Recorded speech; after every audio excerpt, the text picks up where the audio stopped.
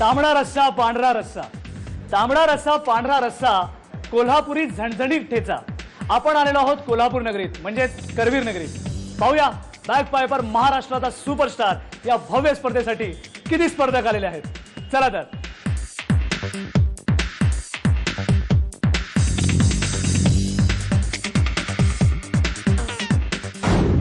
आता झी मराठीने एवढा छान चान्स दिलाय, म्हणजे इथून मुंबईला ऑडिशनला जाण्यापेक्षा कोल्हापूरमध्ये आमच्यासाठी त्यांनी सोय केलेली आहे म्हटल्यावर इथं जेवढं आमच्याकडून देता येईल ते आम्ही देणारच आहोत आणि आम्हाला विश्वास आहे की ते आम्हाला चान्स नक्की देतील. ते आल्यानंतर कसं एक मिनिटाच्या सादर करते ना, तेव्हा जे मनाची तयारी, स्वतःची जी कला आहे ना ती सादर करायचा जास्तीत जास्त प्रयत्न करीन. वाघाच्या जबड्यात घालुनी हात मोजितो दात जात ही अमुची, पाचाळूनी पाने अमुच्या इतिहासाची.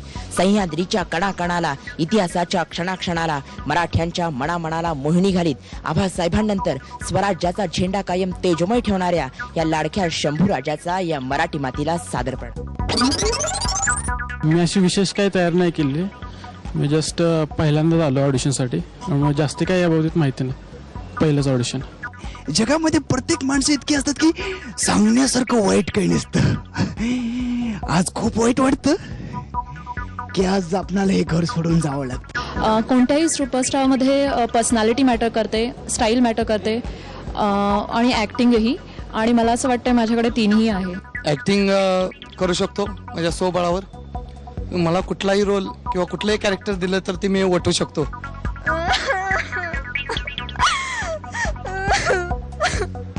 पापा, इन कुत्तों को मैं नहीं छोड़ूंगा पापा, इन्हें चुन चुन के मारूंगा मैं. मोगॅम भाऊ खुश हुआ. येतो म्हणजे कधी केलेली नाही आहे मी, पण ट्राय केलं तर नक्कीच होईल असं मला वाटतं.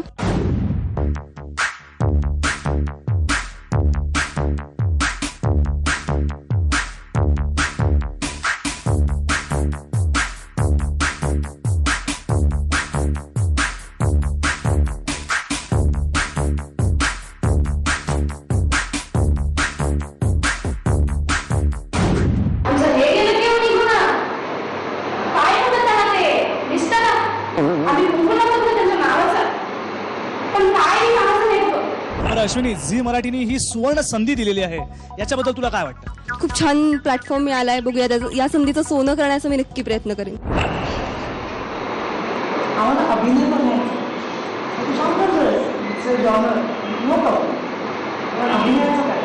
क्या बोलती अरे ये क्या मैं बोलूं, सुन सुना.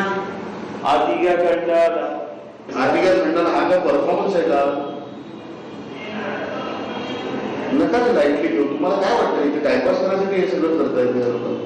हा, महाराष्ट्राला सुपरस्टारचा अर्थ कळतो. खूप मेहनत घ्यावी लागते, सोपं नाही या फिल्ममध्ये काम करणं किंवा ऍक्टिंग करणं. काय विचारतो? माझ्या पाठीमागे माझ्या देहावरची चर्चा अशी तुम्ही घसा फोडून करत बसला आणि मी कानात बोलत घालून खोली दळत बसत. प्लीज. मी कॉलेजला जातो. अरे बरोबर कुठे जातोय ते तरी सांग. हो बाबा काय सांग. एकदा वर्षाच्या 12 वर्षाला इतकं मारलं की वर्षाची आई पळत आली की, अहो पोरग्याला कशाला मारतायचा? तर वर्षाच्या बाबा म्हणले हे पोरगं मला गाडव म्हणलं. वर्षाची आई म्हणजे असू दे, पोरग्याला गोड्याने लागायचा फरक पडत नाही. माझं वय काय 93 वर्ष. पटत नाही ना? पटणारच नाही. तरुण तर दिसतो. तुला काय वाटतं रे? कुठून येतात पैसे? कुणाचं?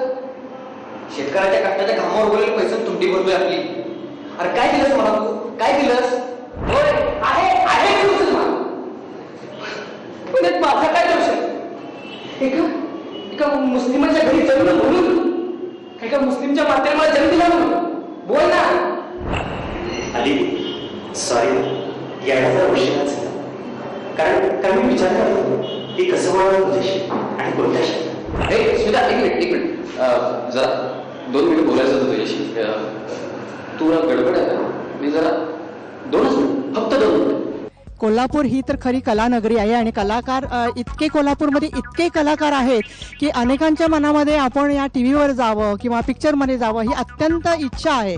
पण फक्त ती मुलं अशी अंतराळी राहिलेली आहेत की त्यांना कसं जायचं हेच कळत नाही. आणि झी मराठीनं असा प्लॅटफॉर्म मिळून दिल्या कारणानं मी असं म्हणेन की कोल्हापूरच्या सर्व नवयुवकांना आणि नवकलाकारांना ही अतिशय मोठी पर्वणी आहे असं मला वाटतं. झीच्या बऱ्याच मालिका आम्ही बघत असतो. आम्हालाही वाटतं कधी कधी की आमची ही मुलं कधीतरी ह्या क्षेत्रात जावीत, एखाद्या मालिकेमध्ये जावेत. झीने खरं तर हा प्लॅटफॉर्म देऊन सगळ्यांना संधी द्यायचा जो इथं चंग बांधलेला आहे तो आम्हाला खरंच अगदी स्तुत्य उपक्रम वाटतोय. जो मनाला जिंकू शकतो तो सर्व जगाला जिंकू शकतो. पाहूया किती स्पर्धक आमच्या परीक्षकांचं मन जिंकू शकतात आणि सुपरस्टार बनण्यासाठी सज्ज होतात.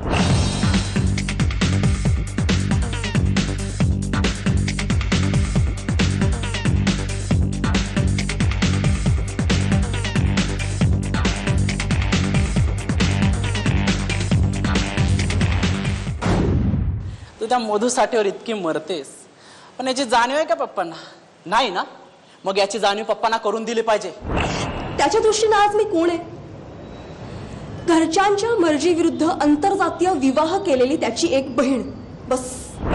हे बघ आशिष, तू मला शिव्या हसड, बिन बुडाच्या घरातली माजोडी पोरगी म्हण, माझ्या आई वडिलांना शिव्या दे, पण प्लीज प्लीज मला त्या घरी पुन्हा बोलू नको. तू जर माझा साथ देशील सोनिया, तर दुनियातली कोणती ताकद आपल्याला जुदा नाही करू शकत. लिसन लिसन, मी असं बोललेलं नव्हतो. मी असं बोल. कोणी घरी फोन केला? कोणी घरी फोन केला तुझ्या? मी नाही केला. मला माहितीये बाबा असतात तुझे.